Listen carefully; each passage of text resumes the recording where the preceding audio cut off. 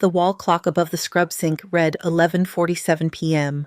The second hand stuttered, then caught up. Fluorescent light hummed. Water ran cold over Evelyn Cole's fingers and pooled at her knuckles, tracing the shallow ridge of an old callus along her thumb. Somewhere behind the swinging doors, a monitor kept time with a thin, patient beep. St. Gabriel Regional Trauma Center was never quiet, not even at this hour. Names scrolled across the intake board, green letters blinking ETA tags strobing like restless eyes. Evie pulled her mask up, checked the ties twice, and kept to the edge of the room where shadows lived, and first years learned to stay out of the way. Cole. The voice was clipped salt on glass. Dr. Harrison Locke stood in the threshold of Trauma 1 with his coat buttoned and his posture perfectly straight. He was the kind of man who ironed a shirt that had not yet wrinkled. His gaze traveled from Evie's face to her hands, to the scuffed toe of her shoe, cataloging and discarding. Yes, sir. You observe. Touch nothing unless I tell you. Clear. Clear. He turned and the room pivoted with him. 3 nurses lined a cart metal tray stacked with shiny instruments that smelled faintly like coins. A 4th nurse checked monitor leads with a fast-practiced hand. The air carried antiseptic and the thin bite of adrenaline the way a storm announces itself before the first drop lands. The doors sighed, and the paramedics arrived with a pale young man whose shirt was cut down the middle, pressure dressings already soaked through. The gurney jolted against the rails, and the young man groaned from a place far below language. The paramedic talked fast. Male, mid-20s, single GSW, right lower quadrant, exit posterior. Pressure is 90/60 dropping. Heart, 130. Let's open, Locke said without looking at anyone. He snapped his gloves on every movement, unhurried in a way that made everyone else hurry. Scalpel. The belly opened. Dark blood welled at once thick and warm, and the suction sang as it caught the pool and carried it away in a steady stream. Retractors pulled skin and muscle apart. The light concentrated into a circle, a small sun on wet terrain. Evie anchored herself just outside the sterile field hands behind her back, eyes moving in a clean pattern. Quadrants within quadrants, sources and shadows. She watched Locke's hands, confident, methodical. His angle on the liver gave him 3 bleeders to control. She could see a 4th that hid behind the posterior edge, 2 finger breaths from his clamp. From where he stood, the reflection off the pooled blood would make it seem like nothing was there. Pressure's 85/55, said anesthesia. The monitor's tone slid a quarter step lower and seemed to take the temperature in the room down with it. Evie took 1 step in. Doctor, if you retract slightly and shift the liver medially, there is a posterior bleeder near the edge. Locke did not look up. You observe Dr. Cole? Yes. She settled back. The suction cleared the field, filled again, clearing and filling like breath. Evie watched the shallow pulse of the vessel she could see and felt it echo in the pad of her thumb where the callus lived. She could measure time that way, the way a musician holds tempo without counting. 80/50, anesthesia said. Locke repositioned. The tip of his instrument flashed and then paused. His clamp found purchase where there had been only shadow. The bleeding slowed to a stubborn ooze, then held. Pressure edged back up. 82/53. He closed in silence. Nurses moved like tides in and out, wiping, counting, handing, taking. Metal clicked. Tape whispered. When the gurney rolled away, the floor showed a constellation of red dots that led toward the door and then vanished. Locke stripped his gloves one hand, then the other, and gave Evie the kind of look that felt like a weight before it felt like a gaze. You were right, he said. Do not contradict me in my OR again. Clear, clear. He left without waiting for a reply. The doors closed behind him with the soft sound of a secret. The resident lounge was a box with a couch that had seen too much coffee and not enough sleep. At the sink, Evie washed her hands again as if the water might decide to tell her something new. The stream hissed against steel. In her pocket, something shifted. The edge of a cool disc peeked up, then slipped. A chain flashed and a silver dog tag slid free, clinked against porcelain, and skittered toward the drain. Her hand shot out and caught it before it fell. The metal bit cold into her palm. Words on it had been rubbed down by time and habit. She tucked it back into breath steady, then turned off the tap. You always scrub like you are about to cut, said a voice by the door. Dr. Maya Shaw leaned on the frame with a paper cup pinched between 2 fingers. She was a 3rd year with sleeves rolled and eyes that missed very little. The corners of her mouth carried something like a smile, but not quite. I like clean hands, Evie said. Maya stepped in and handed over the cup. Coffee. You will need it. Also, you do not stand like a 1st year. You scan a room before your feet stop moving. Evie sipped. It was hot and thin and perfect. I watch anatomy videos. Helps me see angles. Videos do not teach where a vessel hides in light glare. Maya's eyes went to Evie's pockets as if she had felt the tremor of the dog tag from across the room. You called that posterior bleeder without flinching. Lucky angle, Evie said. She set the cup down. I should check post-ops. The hallway felt narrower than before. Wheels hit the grooves in the linoleum, and the sound traveled ahead like a small scratch. 2 second-years walked past, voices pitched low, thinking low would hide them. She told Locke where the bleed was. He was furious. The other one said, maybe she studies a lot. They laughed a brief, brittle sound. Evie kept walking. On the glass wall of the conference room, she caught her reflection in double. The coat made her small. The fluorescent lights made the hollows under her eyes deeper. In the mirror, she looked like a person trying to be smaller than her hands knew how to be. Locke waited near the corner where the corridor narrowed. He stood with both hands in his pockets as if nothing in the world could touch him that he did not allow. He looked past her first, then at her, then through her. You have been here 6 weeks, he said. Yes. Your notes are adequate. Your bedside manner is acceptable. Your skill level does not match a first year. Evie kept her face relaxed. I work hard. This is not about work. It is about the way your muscles decide before your mind does. His voice dropped so only the tile could hear the echo. Where did you train? University of Washington. 2 years as ER nurse. The words were the same words she had used before, smooth from repetition. That is what your file says. He took 1 small step closer. The air cooled 1/2 degree. I know what muscle memory looks like. If you are hiding something that endangers my patients, I will find it. I understand. They stood there the way 2 chess pieces stand over an empty board, aware that the rules are old and that someone always sets the clock. He waited for something that did not come. He left again without another word. Evie returned to the sink that knew more about her than anyone in the building. She opened the tap and let the water numb her fingers until they went from red to pink to the color of the gloves she wore. She flexed each finger, steady. A monitor somewhere changed pitch and then corrected. The room seemed to breathe with it. The overhead speakers popped. A voice pushed into the air, brisk and without panic. Trauma alert. Scaffold collapse at a warehouse off Federal Boulevard. Multiple incoming. ETA 4 minutes. The water ran for 1 beat more and then she shut it off. The clock above the sink still read 11:47 p.m., or maybe it had made a full circle and come back to the same place. Evie dried her hands. The paper towel rasped against her skin and left faint lint on her fingers.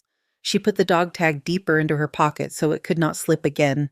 She looked once at the intake board as names began to populate one after another like stones breaking the surface of a river.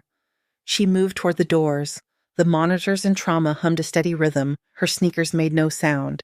The automatic doors opened with a hiss, and a gust of cold night air followed the first gurney in. Rain still clung to the wheels of the first gurney. Boots squeaked. Someone tracked concrete dust across the blue tile. The paramedics' radio hissed as he called out details. Warehouse on Federal, scaffold collapse, 2 trapped, 1 extricated with compromised airway, 1 with an open tibia and probable pelvic fracture. Dr. Luis Alvarez slid into place at the head of the bed and took the laryngoscope like he had been born with it. Evie kept to the side eyes, reading the patient in pieces. Lips gray at the edges. Neck veins full. The right hemithorax rose shallow and late. When the bag valve squeezed the chest, pushed back like a stuck door. Breath sounds left diminished. Right nearly absent, Evie said to the nurse on her left. Ruth Delgado badge clipped to a scrub top flecked with dried iodine pressed a stethoscope to the chest. She listened, then looked up. Her brows knit. I can barely hear the right. Pressure is dropping, said anesthesia. 87/54. Alvarez focused on the airway. The tube slid in clean. Capnography spiked. Oxygen saturation climbed a breath, then stalled at 84. The monitor dropped its tone in a way that made the room hold its inhale. Jonah Park hurried in, still tugging at his gloves. What do we have here? Tension pneumo on the right, Evie said quietly. I will assess in a second.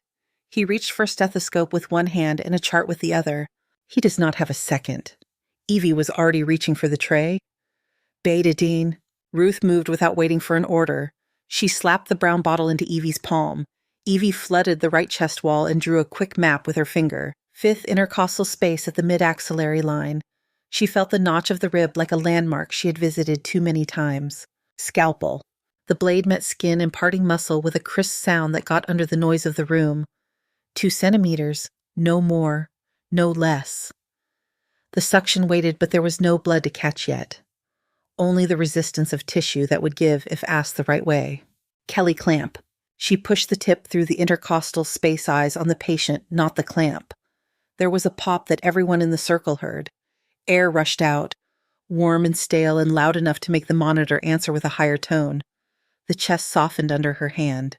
90-degree turn, tube, 32 French. Ruth's hands shook a little. She had it ready anyway. Evie advanced the tube along the path she had opened, posterior and superior until the feel changed, and she knew she was where she needed to be. She connected the tubing to suction. The canister filled with air and a thin froth.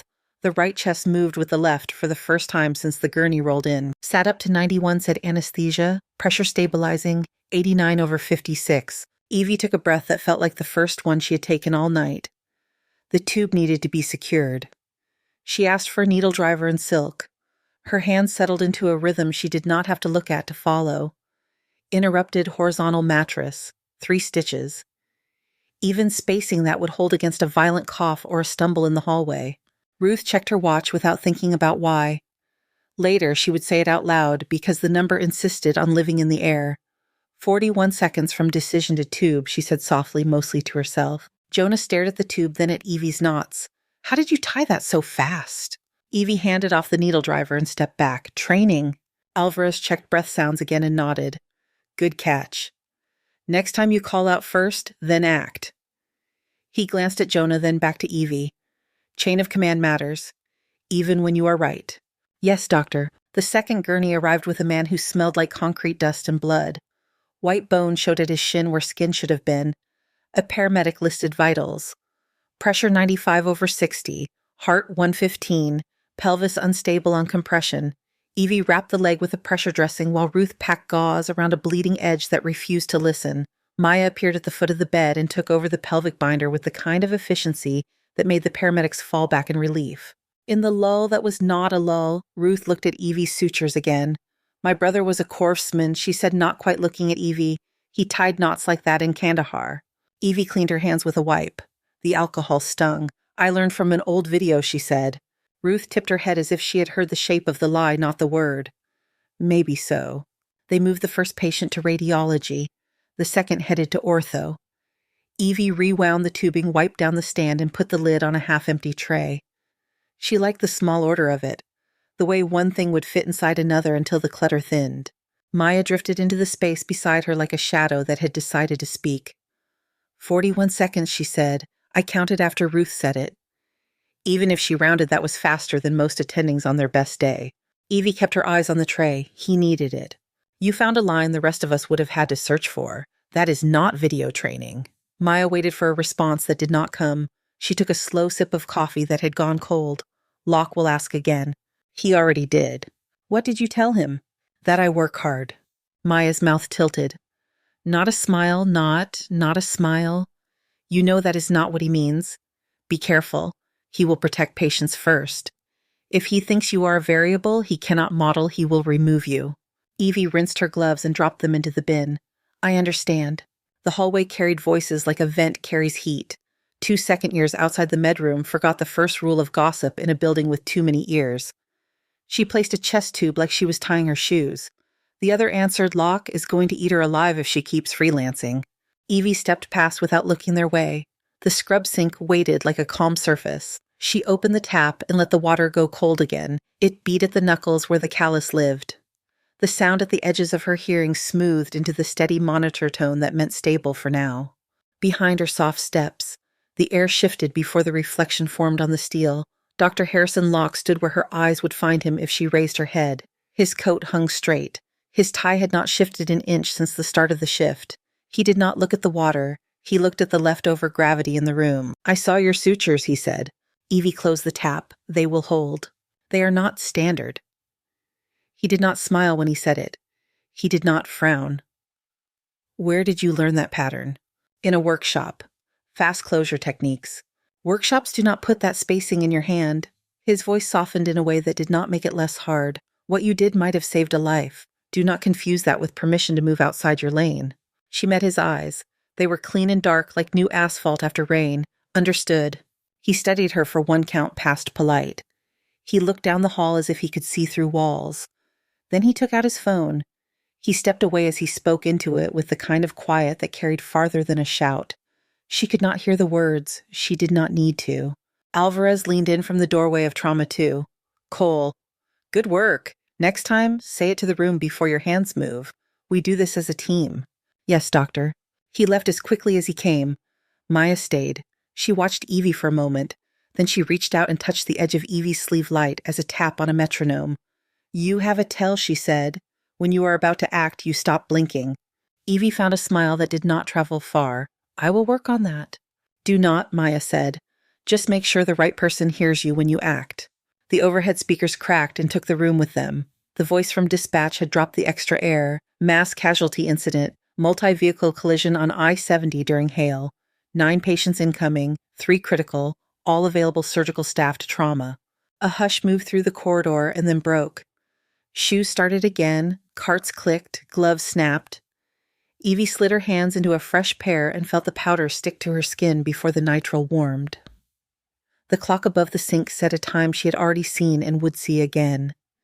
She tucked her hand into her coat pocket for a heartbeat and touched cool metal. The dog tag sat quiet against her palm. Back in the bay, the lights looked brighter. The air smelled like rain that had come inside. Ruth rolled a crash cart into place. Maya tied her hair higher. Locke stood in the center and began to assign teams. Evie moved to the edge where the rhythm was easiest to hear. The first siren reached them as a thin line and then became a body as the doors opened. The doors parted and cold night air rode in with the first siren. Hail clung to jackets. The gurney wheels left a wet track that turned the floor into a map of small rivers. Dr. Harrison Locke stood at the pivot, voice steady and precise. He pointed and people became teams. 3 critical, he said. Team 1 with Maya take Bay 1. Team 2 with Alvarez Bay. 2. Park, if you are not scrubbed into ortho by now, you will be in Bay 4. Cole, you are with Alvarez.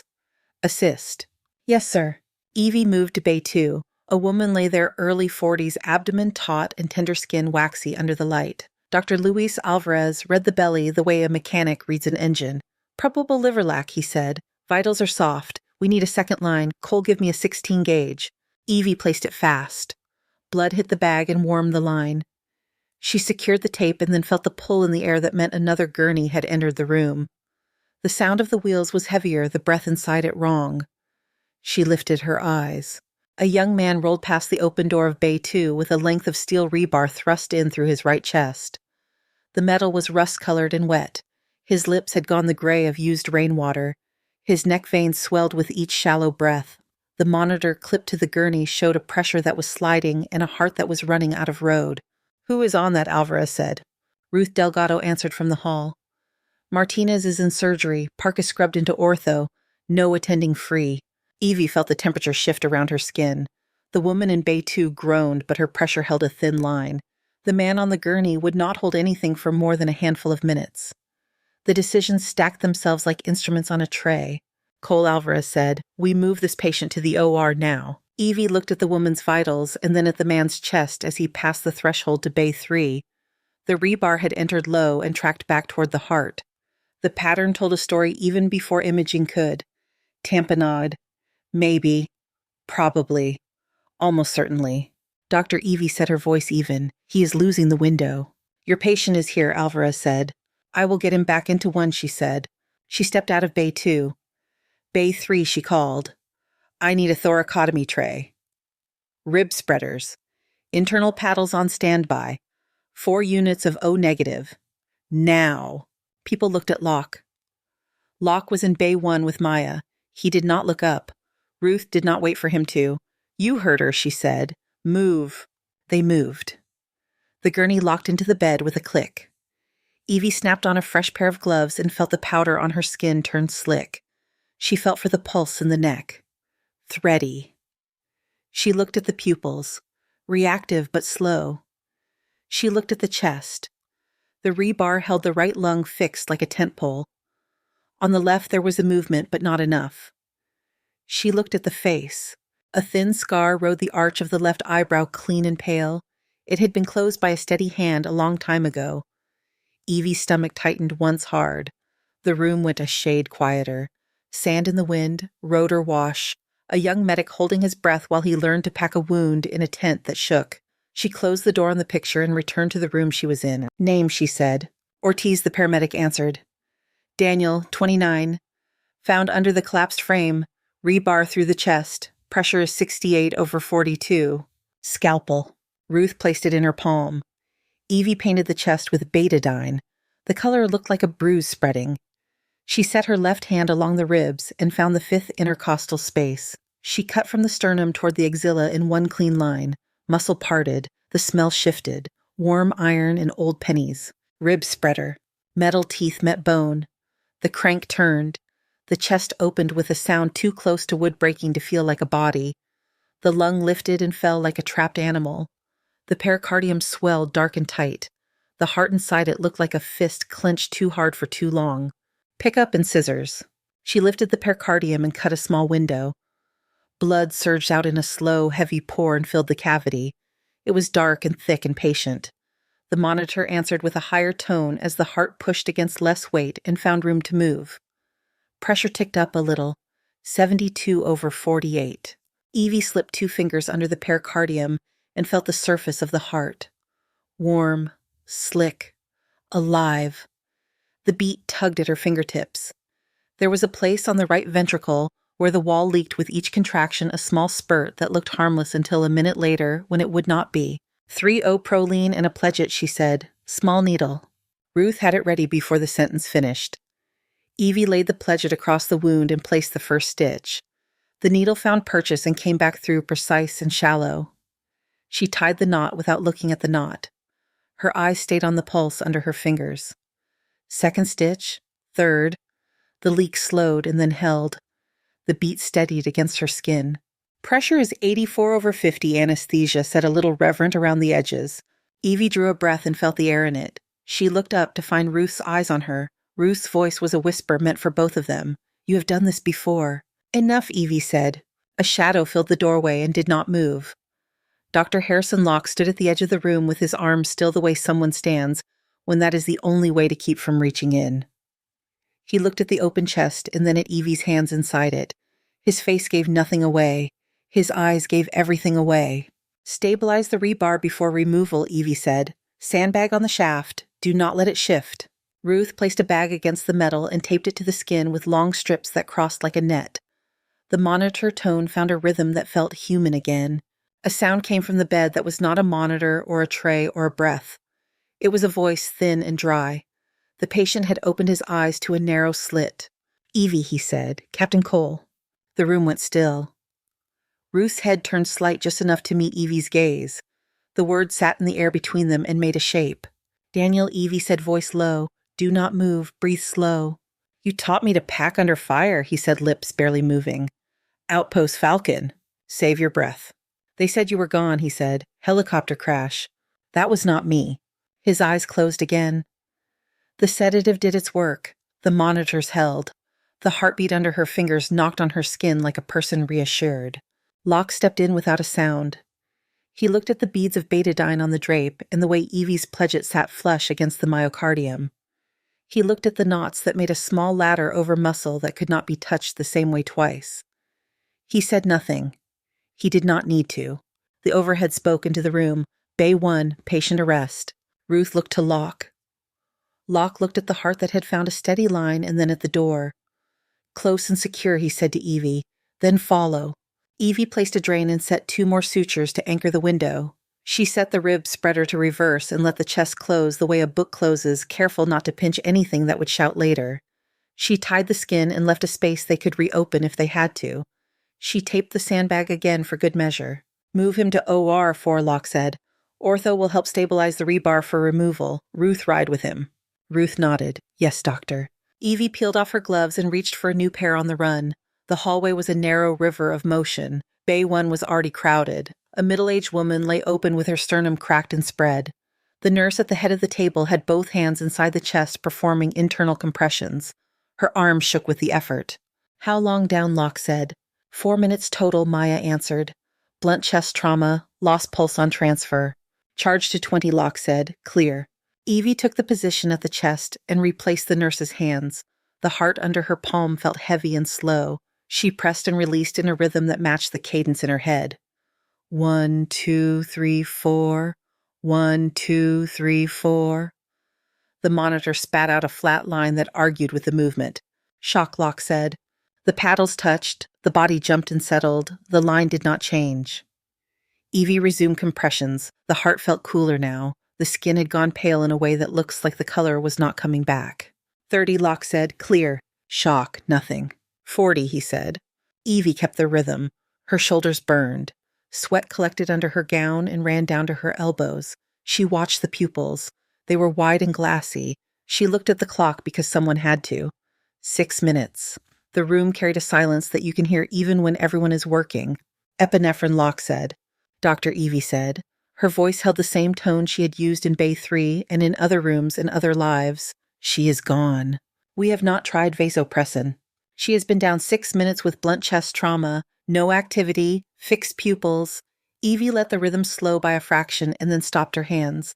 We have 2 other patients in critical status who still have a window. The words made a cold space in the room. Maya's eyes lifted to Evie's face.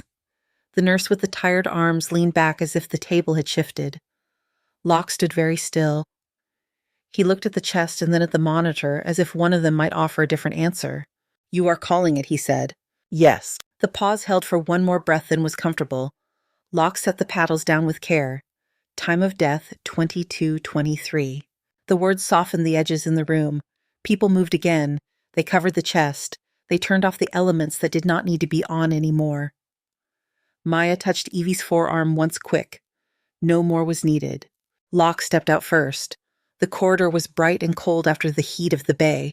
He stopped at the small room nurses use for charting when they did not want to sit. He held the door with 2 fingers. Evie went in. The fluorescent light hummed like it had a secret to keep. He closed the door and stood across from her. He kept his hands in his pockets.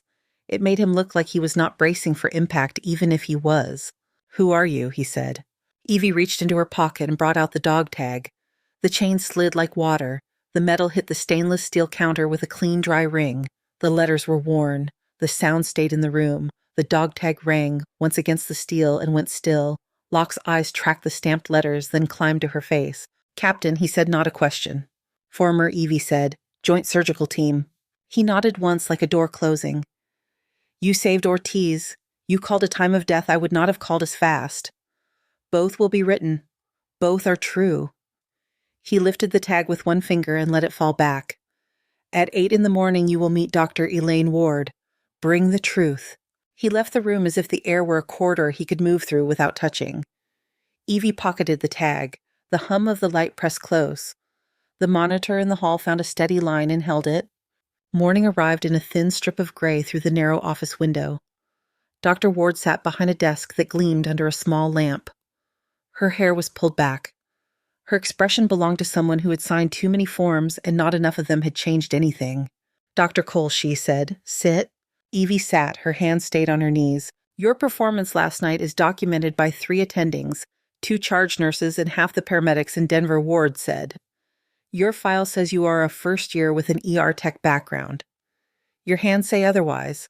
I have 2 options for you. Termination for misrepresentation and protocol violations, or a condensed path that reflects your actual skill with guardrails to keep this institution safe. Before I consider the second, I need to know what I'm hiring. Evie looked at the polished edge of the desk. She saw her face doubled in the wood. She let out one breath the way divers do when they go under and know the water will close over their heads. Cara Ridge, she said. Convoy ambushed. We were 4 kilometers from Outpost Falcon. 11 wounded in minutes. No cover worth counting. Dust in the teeth. Heat like a stove left on. I called medevac. 17 times. Denied. Too hot, they said. I cut in the back of a transport truck while the world shook. 16 hours. 11 lived. 4 did not. One was Lieutenant Naomi Brooks. Ward listened with the stillness of a listener who knows that silence is part of the work. Why did you leave the service? I could not enter a room without seeing the ones I could not keep. Evie's mouth went dry. She swallowed. I stopped trusting my own decisions. I ran. Ward opened a drawer and took out a single page. Your service record is sealed at points that matter. If I'm to consider you for anything other than termination, I need access. Authorization here. You may refuse. If you do, we are done. The paper slid across the desk. The pen followed, balanced exactly along the line where names go. The fluorescent hum seemed to step nearer. Evie looked at the line. She thought of a tent lit from within like a lantern. She thought of Naomi's hand on her shoulder the day before Cara Ridge, when the radio was quiet and the sun had not burned through. She signed. Ward took the page. I will call when I have answers, she said. Go home. Or stay near. Your choice. Evie walked to the scrub sink and turned the tap. Water ran over her knuckles and took the smell of betadine with it. She watched drops collect at the corner of her wrist bone and fall in a pattern that calmed something behind her ribs. The clock above the sink read a time that came back like a tide. She turned the tap off. 2 days later, the phone rang before noon. Ward's assistant asked her to come. The office was the same shape of light. Another chair was occupied. A man stood when she entered. He had a soldier's spine and a civilian jacket. His hair had gone gray at the edges without asking permission. Colonel Thomas Whitaker, he said, retired. Former chief of surgery, Landstuhl, board member here. Evie nodded. Sir. He took his seat and set a folder on his knee. Ward folded her hands on the desk. I reviewed the sealed report from Cara Ridge, Whitaker said. I also reviewed 3 additional incidents linked to the same command. Delayed medevac requests, denials to avoid footage of helicopters under fire. Your testimony initiated the investigation that revealed a pattern. The delay that cost Lieutenant Brooks her life was not a battlefield decision. It was optics. Evie felt heat like embarrassment and cold like relief move through her at the same time. She had to look down to find the floor. You could not have saved her, Whitaker said, quiet. Not with that delay. The board that reviewed your actions agreed on that point without dissent. The room made a small space around the words. Evie stared at her hands and watched a tremor ripple and stop. She could not feel her jaw for a moment, and then she could again. Ward slid a document across. Here's the offer if you want it. Accelerated pathway. 12 months competency-based, not time-based. You teach trauma integration in the sim lab. You submit to monthly psychological evaluation. You step out when you are compromised. If you lie to me again, we are done. Do you understand the terms? Yes, Evie said. Do you accept? Evie saw the chest wall lift and fall under her hands in Bay 3. She heard the words time of death and remembered who had said them and why. She pictured the faces of nurses who had stood straighter after a shift because someone showed them how to move faster without breaking. She placed her palm on the page like a promise and signed. She left the office into a corridor that smelled like coffee and hand sanitizer. The cafeteria was full, trays clattered, conversations overlapped and made a kind of urban birdsong. Evie stood near the coffee urn, spun the handle, watched the dark stream fill the paper cup. The room quieted at the edge, and then the quiet rolled inward. A man in a wheelchair came through the doorway with a brace on his right leg and the careful energy of someone who had decided to take each foot of distance as a small victory. A woman pushed a stroller behind him. The baby slept with her mouth open the way babies do when the world is safe for a moment. Daniel Ortiz found her in the crowd without looking. His face opened with a look a person earns the first time he breathes without pain. He rolled until the front wheels touched her shoes. Dr. Cole, he said, it is good to see you in daylight. Daniel, she said, you should be resting. Physical therapy signed the slip. He tapped the knee of his brace with 2 fingers. This is my wife, Anna. This is Sophia. Evie leaned in. The baby's breath smelled like milk. A small fist opened and closed as if catching a dream. Evie pulled back and met Daniel's eyes. They were clear. His skin had color again. What you did, he said, voice steady. In Helmand and here, I cannot repay. I can only name it. He raised his hand slowly to his temple. It took work. The salute was crisp anyway. A nurse from ICU stood up at a table near the window and returned it. A paramedic by the door did the same. The security guard at the corner. 2 orderlies. Ruth, who had walked in for a coffee, lifted her hand too. The room held that angle for a handful of breaths. Evie felt the back of her neck warm and her eyes sting the way they do when a muscle has been used too long and then relieved. She raised her hand and answered. The chain in her pocket tapped against her leg. The moment loosened. The hum returned. Voices returned. Daniel lowered his hand. Thank you, he said. Evie nodded. Words would not have fit right. Ruth stepped to her side and bumped her shoulder with the softest part of her hand. You planning to keep that dog tag in your pocket forever? Not forever, good, Ruth said. The sim lab doors were open when Evie passed. She looked in without stopping. Mannequins lay on tables under bright lights. A staffer arranged tubing on a cart. The room carried the neutral smell of plastic and bleach. She pictured a circle of residents standing shoulder to shoulder while a second hand chased their breath. She pictured a timer on the tray and a number that meant the difference between late and in time. The page came over the speakers again with the old familiar pop before the voice. Trauma alert, industrial explosion in Commerce City, multiple incoming, ETA 3 minutes. Cart started moving. Voices sharpened. Evie poured the rest of her coffee down the sink and set the cup in the trash. She took the dog tag from her pocket. The metal was cool against her skin. She slipped it into the bottom drawer of the sim lab desk and closed the drawer without noise. In the trauma bay, lights blinked on. The board filled. Locke stood in the middle and lifted his chin at her. His eyes asked and answered in the same second. Evie pulled on a fresh gown. The powder on the gloves caught at her skin and then warmed. The monitor tones lined up like a metronome. She took her place at the edge of the field where she could see the whole room and the piece of it in front of her. The doors parted. Night air moved in. The first gurney crossed the threshold. Morning light came in clean through the glass of the simulation lab. The room hummed like a quiet machine. Plastic torsos lay under sheets. A cart of tubing and clamps sat ready. A timer waited on a tray, face turned up like a small coin. Evie Cole pulled on gloves and looked at the circle of residents gathered around the table. 16 of them. The air smelled like new nitrile and bleach. She set the timer beside the mannequin's right chest and spoke without raising her voice. We are aiming for 41 seconds from decision to tube. Fast enough to beat the clock, precise enough to be worth it. She placed her fingers along the ribs, found the fifth space, and nodded to Ruth Delgado, who held the bottle of betadine. Prep.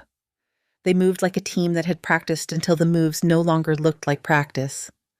The blade kissed plastic and the sound still felt sharp.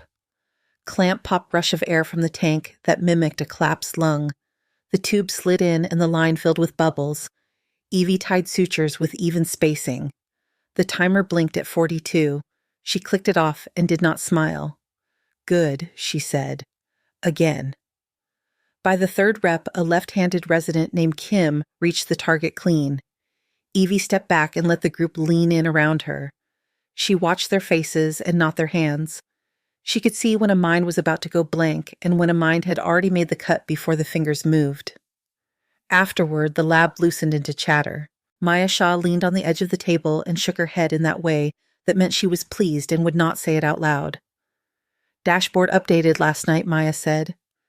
Mortality and high acuity trauma has been trending down since winter. Ward grinned at a spreadsheet. It was unsettling. Evie set the needle driver down and let the silence do the rest. Ruth wiped the tray and then touched the timer with the back of her knuckle. 41 is a mean little number, Ruth said. I did not know a number could feel cocky. Evie peeled off her gloves. It reminds us we are not as fast as we think. Speak for yourself, Maya said. She was smiling by then. Ward wants a write-up for the state registry, integrating field techniques and damage control principles. She used the word replicate, and I did not laugh. The lab phone rang. Evie picked it up and listened. She nodded once and hung up. Department of Defense, she said to Maya and Ruth. Consult request. Update to medic curriculum. They want to sit in on the next lab. Maya lifted an eyebrow. You going to make them wait with the students or give them front row? Same row, Evie said. The cafeteria smelled like coffee and cinnamon rolls by 10. The board on the wall credited a bakery in Aurora. Evie took a seat near the window with a stack of charts and a cup that steamed. On the far side of the room, a group of paramedics compared bruises from last night's industrial explosion as if they were comparing weather. Their laughter carried a stale warmth that made the room feel safe. Dr. Luis Alvarez dropped into the chair across from her with a groan. He placed a folder between them like a truce. Your program, he said. It is making my residents cocky. They are allowed to be confident if they can back it up. They are backing it up, he said. He rubbed his eyes with thumb and forefinger. I saw a second-year call a posterior bleeder by reflection alone. I told him to slow down, and he argued with me. He was right. You told him. I told him he was still supposed to say it to the room before moving. Alvarez looked at the window. Locke says I'm getting soft. I think Locke is getting human. Evie sipped coffee. It had gone a little bitter, and she liked it that way. Her phone buzzed on the tray. A photo filled the screen. Daniel Ortiz had sent it without a caption at first, and then the words followed. The image showed a toddler with dark hair taking a lurching step between a couch and a woman's knees. A hand just off frame was ready to catch. She read the line that came under it. She is walking, because you did not stop. Evie let the screen go dark under her thumb. She felt the small weight of the drawer key in her pocket, even though the dog tag itself was not there. The drawer in the sim lab held it. The chain slept under a stack of laminated checklists. It was the right place for it.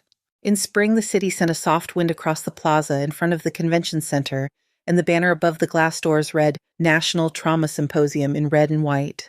Inside, the air had the dry chill of hotel AC and too many conversations. Evie stood behind a podium that had been adjusted down a fraction for her height. The slide behind her showed a simple chart with a line bending in the direction people wanted. Refusing to give up, she said, combat surgical principles in civilian emergency departments, damage control, triage that shifts with the room, how to move at speed without burning precision. She showed clips from simulation. She showed a suture pattern that would hold even when a patient coughed hard against a tube. She kept the language clean and let the work be the part that filled the room.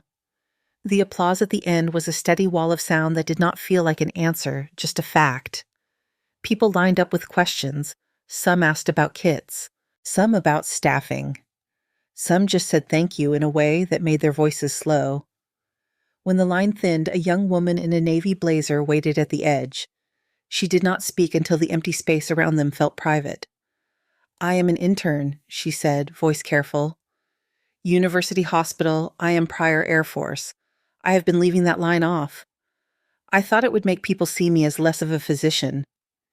Evie looked at her face and saw the work it took to say each word. Does it make you less of a physician?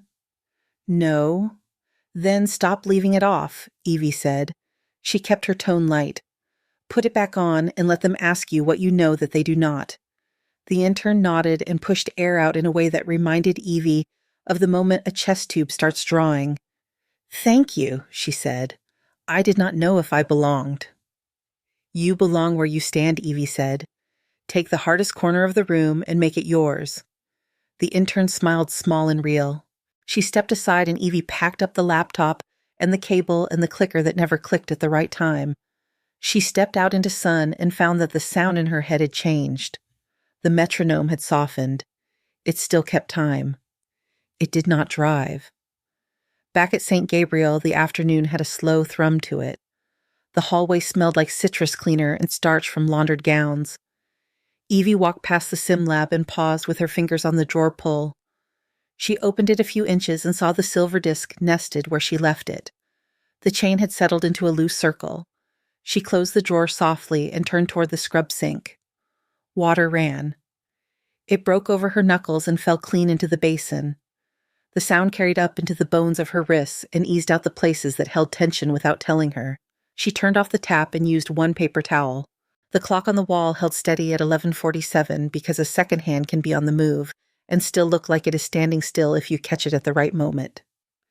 The overhead speakers clicked. The voice spoke with no extra words. Trauma alert. MVC on Spear. 2 incoming. 1 critical. Carts moved. Doors opened. The air shifted the way it does when velocity enters a room. Evie pulled on gloves, felt the powder catch, then melt with skin heat. She stepped into place at the edge of the field where she could see the arc and the point. Monitors brought their tones into a single line. The automatic doors sighed. Night air came in around the tires.